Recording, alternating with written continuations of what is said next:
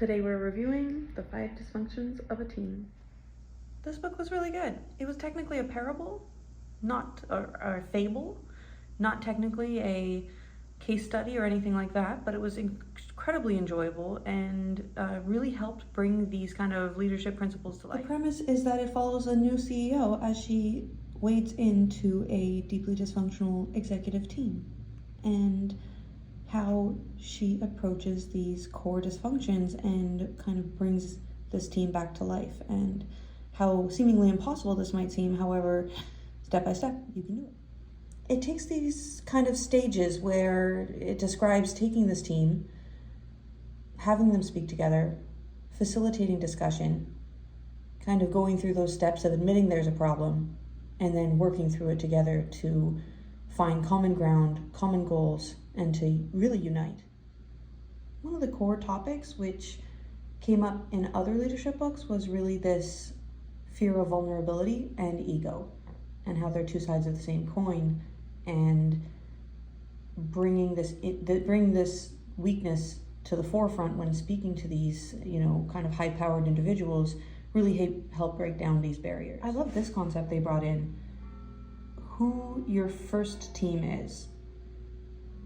So are you compromising your relationships with your departmental team to protect your immediate team? Like, who are you ultimately accountable for, and why it's important to have that really clear in your mind.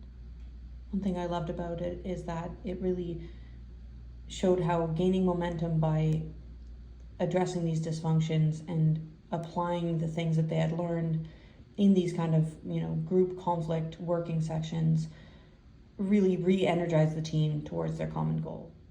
And this kind of framework of the 5 dysfunctions was so easily recognizable from, just simple breakdown and small projects of how these things feed upon each other: the inattention to results, avoidance of accountability, lack of commitment, fear of conflict, and absence of trust. And how absence of trust and invulnerability really were the basis that fed into all the other 4.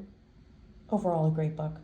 I thought it was really, really helpful to kind of look at when you see a team that's deeply dysfunctional, or if you notice slight recurrent dysfunctions in your day-to-day team, kind of giving you hope that these things can be worked through.